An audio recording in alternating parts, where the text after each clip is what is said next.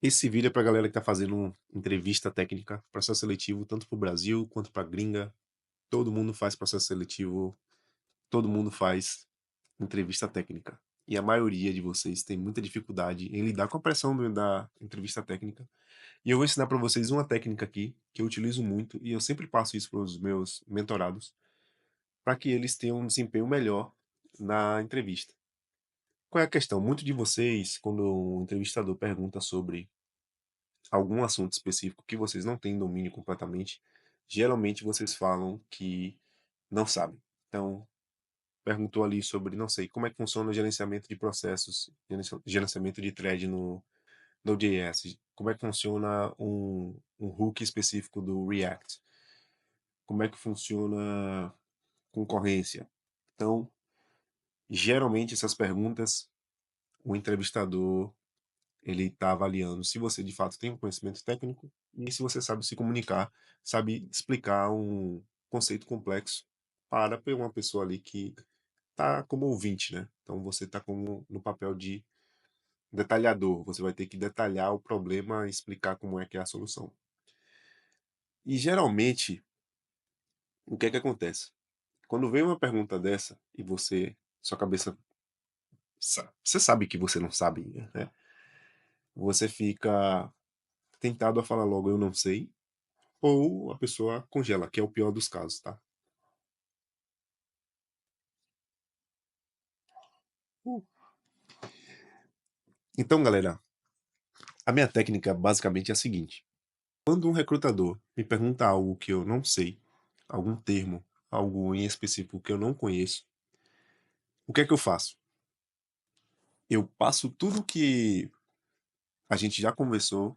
Por exemplo, se a gente estiver falando de. Vamos supor que, né, que a gente está sendo entrevistado para uma posição no Node.js, e aí chegou no momento da entrevista que ele perguntou, cara, explica para mim como é que funciona o gerenciamento de como é que faz, porque o Node é single thread, né? Como é que a gente faz multi-thread ou algo assim?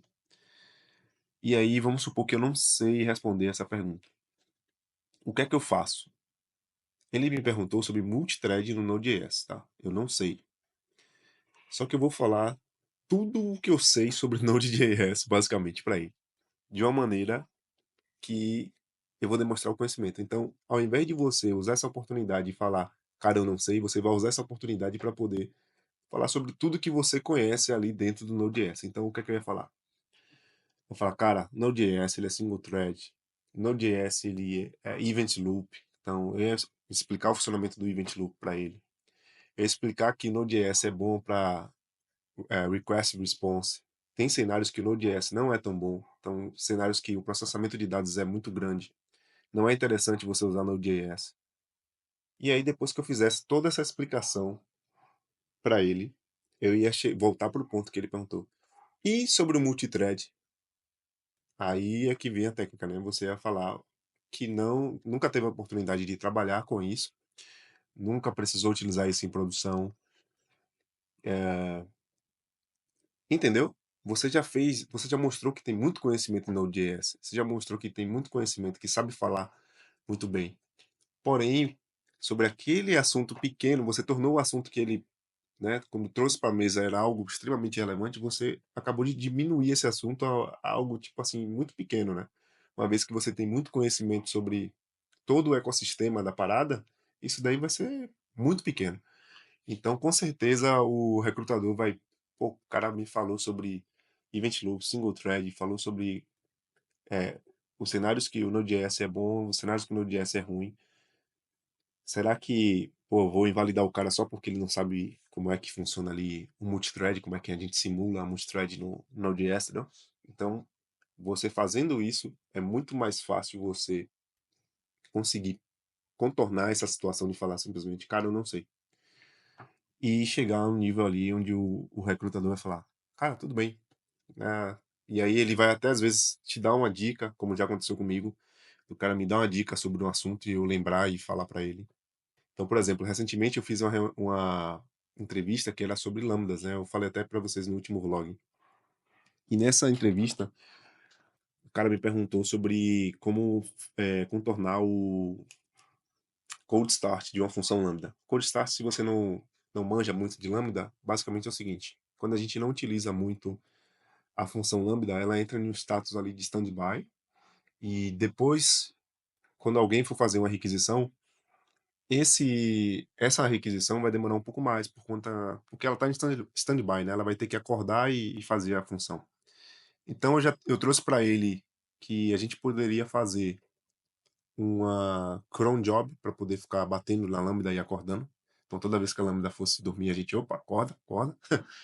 E foi exatamente assim que eu expliquei para ele, né? E ele me perguntou, depois que eu expliquei tudo isso para ele me perguntou sobre uma segunda técnica, uma segunda alternativa para poder contornar isso. E aí nesse momento eu não sabia de uma segunda técnica. Na verdade eu já tinha listado para ele acho que duas técnicas já. E ele me perguntou uma a mais. E eu não sabia. Só que o que é que acontece? Eu fiquei pensando que simplesmente eu tinha chegado ali no limite das soluções para esse problema, ou que de fato existia, né, ali alguma coisa, algum termo, algo que eu fiquei nesse dilema aqui internamente, não passei para ele, claro. E aí o que foi que eu fiz? Eu arrisquei de que existia sim uma terceira solução usando a API Gateway. Só que eu não sabia também o nome dessa solução na API Gateway. Então, o que foi que eu fiz? Eu expliquei para ele o funcionamento de uma API Gateway da AWS.